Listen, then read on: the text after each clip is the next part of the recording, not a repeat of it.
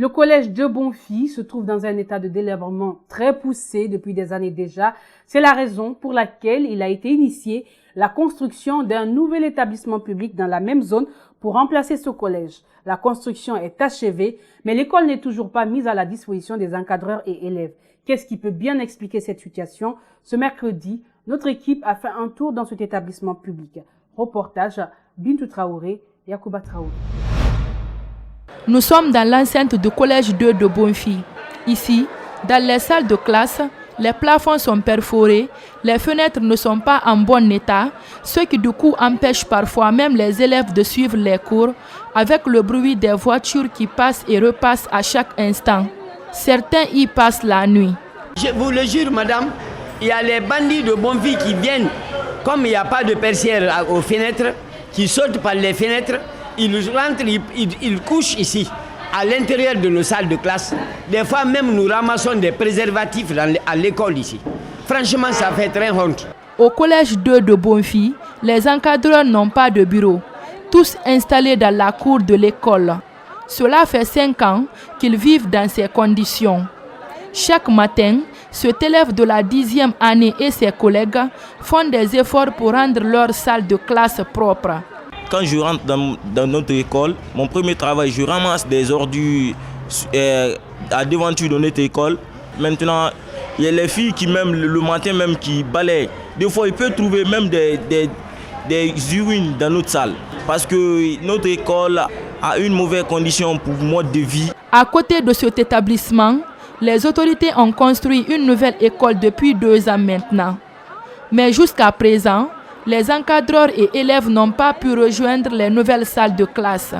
Selon le principal, la nouvelle infrastructure n'a pas encore été équipée, ce qui expliquerait ce retard. La nouvelle école est finie, mais nous-mêmes maintenant on se demande, au dire de l'entrepreneur, c'est l'équipement qui reste maintenant. Sinon tout est prêt. C'est l'équipement seulement qui reste, les tables bancs et les mobiliers de bureau. C'est ce qui reste. En tout cas, si l'État pouvait nous aider à rejoindre cette école-là, je crois que les conditions de travail seront meilleures à là où ils sont. Nous avons essayé de visiter la nouvelle école, mais contre toute attente, le gardien a fermé la porte. Il aurait été instruit de ne pas nous laisser entrer. Ce sont des domaines réservés de l'État destinés à la construction des infrastructures sociaux de base. Ils existent dans toutes les localités. Direction le district de Bentouraya dans la sous-préfecture de Manéa. Là-bas, ces domaines seraient bradés. Les citoyens qui accusent les autorités communales d'irresponsabilité s'engagent à réoccuper ces domaines pour le bien de la communauté. Mariam Fodé Camara, Mohamed Bangoua. C'est un conflit lié à ce terrain. Le problème oppose Aboudou Kamara, qui serait le beau-fils de l'Ajbari, et la communauté de Bentouraya dans la préfecture de Koya. Les deux sont accusés d'avoir bradé ce terrain qui devrait servir de cimetière pour la communauté depuis 2010 au moment du lotissement de la zone. Des terrains réservés pour la construction de certaines infrastructures seraient bradés. Tous les équipements de Bentouraya, je le dis et je le répète, sont complètement bradés. Complètement bradé. On ne sait plus où envoyer la tête à Bentouraya. Les places qui étaient réservées à l'école sont vendues. Le deuxième cimetière de Bentouraya est vendu. La place qui devait servir pour le poste de santé est vendue. La place qui devait servir pour l'école primaire est vendue. Où on va?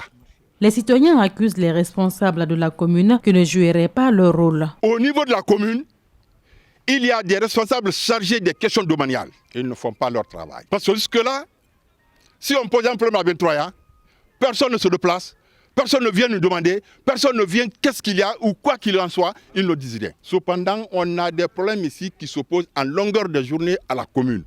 Mais rien n'est résolu. Déterminés à récupérer ces terrains, les habitants de Bentouraya entendent se battre jusqu'au bout. Ils invitent les autorités communales à prendre leurs responsabilités. C'est ce problème de récupération maintenant que nous engageons. Pas contre seulement El Ajbari, mais pour tous les équipements qui sont là. Notre appel à l'endroit des autorités, tous ceux qui veulent le bonheur de Bentouraya, nous leur tendons les 2 bras pour les recevoir. Mais toute personne qui ne veut pas l'intérêt de Bentouraya, on le mettra aussi à l'écart. Le chef de quartier de Bentoraya, suspendu de son poste à cause de ce problème, a été remplacé. L'intérimaire rencontré n'a pas souhaité réagir sur cette affaire qui divise. Le Fonds national pour l'insertion des jeunes, FONIJ, a tenu son conseil d'administration ce mardi en CA, au cours duquel plusieurs préoccupations ont été exprimées par les membres. Parmi celles-ci, le transfert en cours vers l'Agence nationale d'inclusion sociale de la subvention du FONIJ. Djibril Ba, la médecine.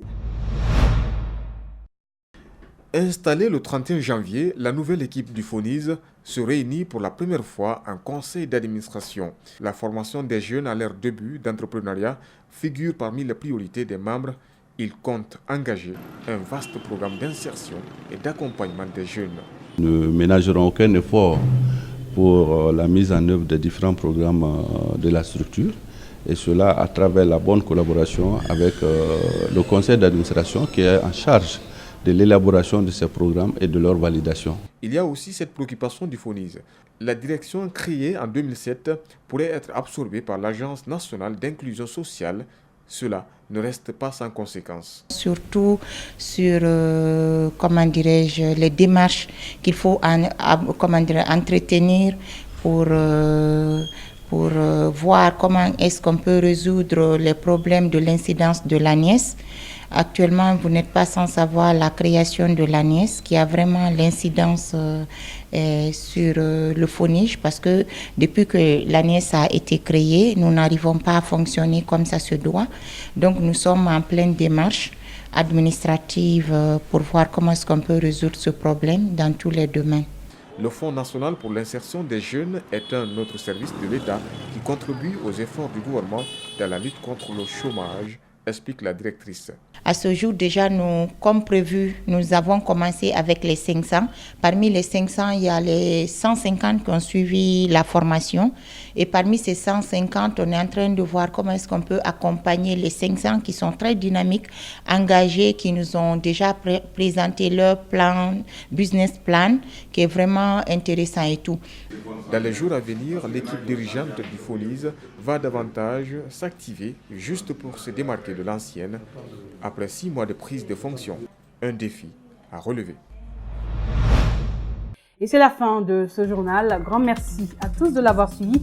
Merci à l'équipe technique du jour, mais aussi à la rédaction. Portez-vous bien et très bonne suite de programme sur Espace TV. On se donne rendez-vous demain.